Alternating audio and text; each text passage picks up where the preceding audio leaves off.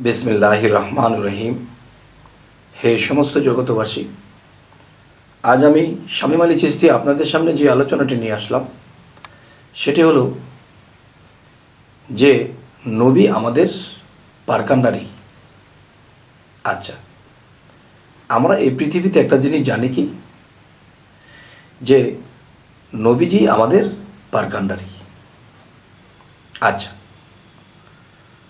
नबीजी आमादेर पारकांडारी जे विषयटा सेटा हलो देखुन, नबीजी किन्तु चार जायगाय, यदि बला हय चारजन नबी चार जायगाय सेटा आरेक जायगाय ठीक आछे, किन्तु एकजन नबी चार जायगाय, एकजन रासूल चार जायगाय, सेटा केमन करे? जेमन आव्वाल माने आगे मुहम्मद सल्लल्लाहु आलैहि वसल्लम छिलो, आखिर मृत्युर परे रासूल आछे थाकबे,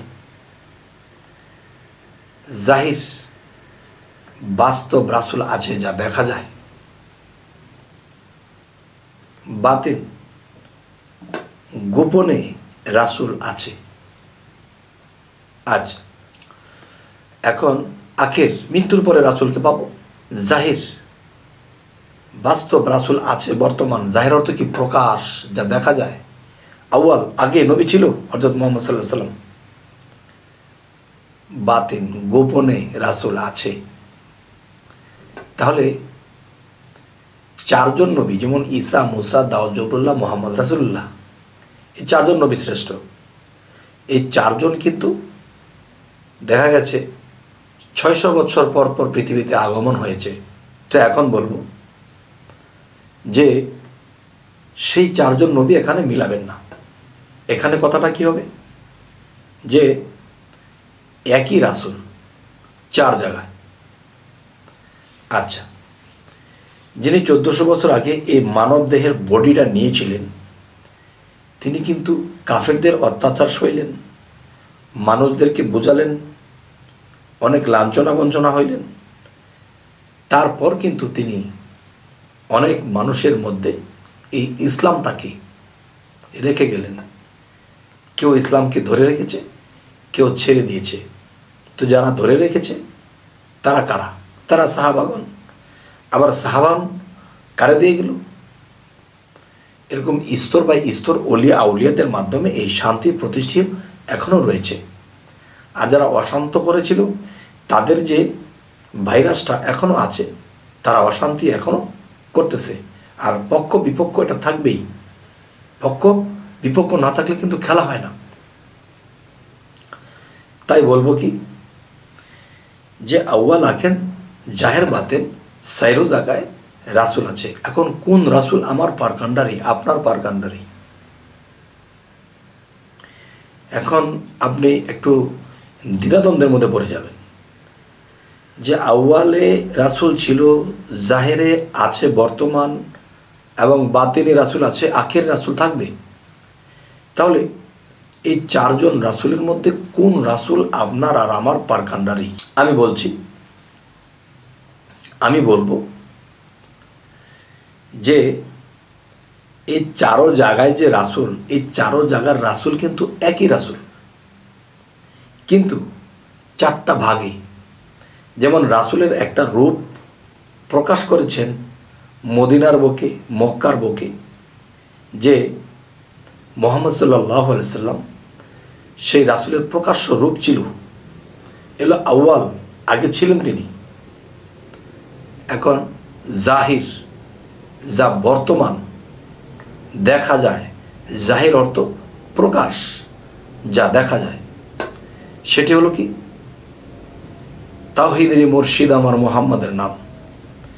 যিনি নিজেকে পবিত্র করল সে একজন ওলি আউলিয়া হলো, এবং সেই ওলি আউলিয়ার যে একটা রূপস্রোত আছে, তিনি রূপটাই কিন্তু রাসূল রূপ। যেমন সেই রাসূল আত্মগতভাবে এসে সেই জাহিরি একজন মুর্শিদ বা একজন কামেল পীরের মধ্যে সে বিলীন হয়।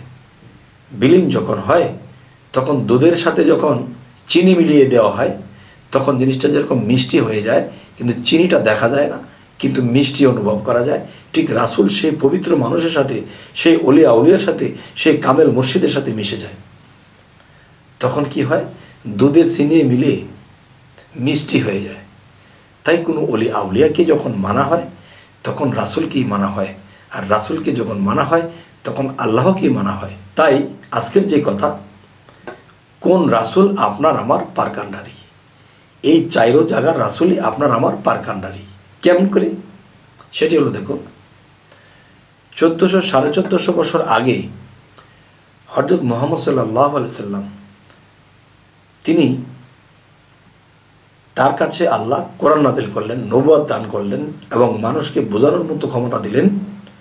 এবং তিনি যে কোরআনটা রেখে গিয়েছেন, হাদিসটা রেখে গিয়েছেন, এই কোরআন হাদিসের দিকে লক্ষ্য করলে এখন আমরা এটার মতে যখন চলি, আর এটার মধ্যে লেখা আছে কি যে হ্যাঁ, এটা বেলায়েতের যুগ, আমরা এখন একজন কামেল মুর্শিদকে ধরতে হবে।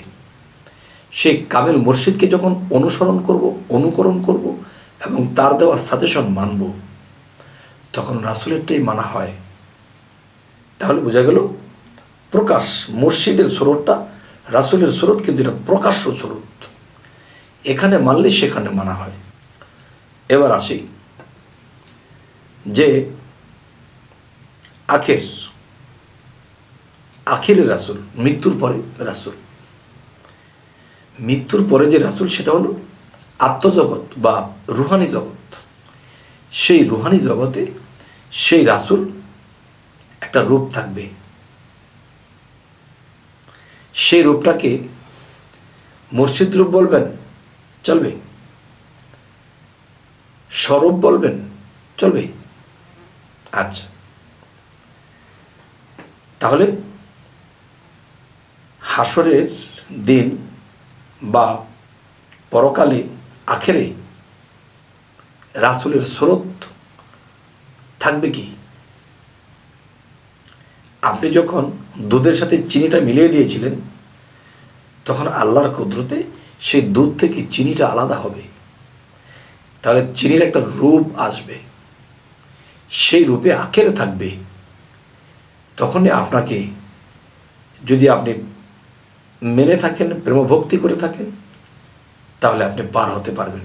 তাহলে আজকের কথাটি কি? কোন রাসূল আপনার আমার পারকান্ডারি?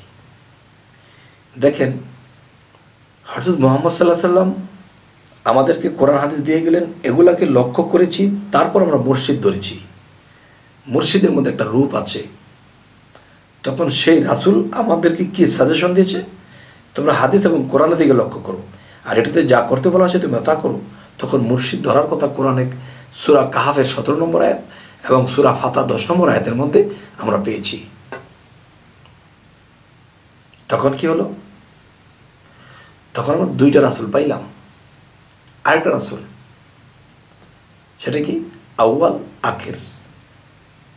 আখের রাসূল বলেছি যে সেখানে স্বরূপ হতে পারে, মুর্শিদ রূপ হতে পারে। আচ্ছা, আউয়াল আখের, জাহির বাতিন, বাতিনের দেশে রাসূল কিরূপ, দেখতে কেমন? বাতিনের দেশে যে রাসূল, সেই রাসূলটি হতে পারে মুর্শিদ রূপ, হতে পারে স্বরূপ। মুর্শিদ রূপ আসলে বলতে পারো, স্বরূপ আসলে মুখে ব্ল্যাক টিপ মারো। এরপরে যদি তুমি অগ্রসর হইতে পারো, তো আজকের কথা হলো কি? আউয়াল আখের জাহের বাতিন চারো জায়গায় রাসূল আছেন। এখন চারজন রাসূলই আপনাকে আমাকে পার করবে। আবার সেই চারজনে মিলে একজন এক জায়গায় এসে মুর্শিদ রূপ ধারণ করেছে, আরেক জায়গায় গিয়ে মুহাম্মদ সাল্লাল্লাহু আলাইহি সাল্লামের একটা রূপ ধারণ করেছে, আখেরে এবং বাতিনে স্বরূপ ধারণ করেছে। এই চারটা মিলেই একটা। আমরা যদি হযরত মুহাম্মদ সাল্লাল্লাহু আলাইহি সাল্লামকে মানি, তার আদেশগুলো শুনি, তাহলে মুর্শিদ ধরতে হবে। যখন আমরা মুর্শিদ ধরব, তখন আমরা বাতিনের রাসূলের খবর পাবো। আর বাতিনের রাসূল যখন খবর পাবো এবং তার সাথে আমরা সম্পর্ক করব, তখন আখেরে এই রূপে তিনি সাক্ষাৎ ঘটাবেন। ভক্তের আত্মার মুক্তি যে প্রাপ্ত সে মুক্তি পেবে, আর যে আত্মার মুক্তির প্রাপ্ত হয়নি সে যেটা পাবে সে সেটা দিয়ে দিবে তাকে। যদি কেউ মুর্শিদকে বা মুর্শিদ রূপকে অবহেলা করে, অমান্য করে, সে রাসূলকে অমান্য করলো, আর যে রাসূলকে অমান্য করলো সে আল্লাহকে অমান্য করলো। তবে কতটুকু বোঝাতে পারলাম জানি না, অবশ্যই আমাদেরকে জানাবেন কমেন্টে যে আমি কি বোঝাতে পারলাম কিনা। এবং আমাদের চ্যানেলের আলোচনা যদি ভালো লাগে তো অবশ্যই সাবস্ক্রাইব করে নেবেন, পরবর্তীতে যেন ভালো আলোচনা এনে দিতে পারি। তো সকলেই ভালো থাকবেন। আল্লাহ হাফিজ।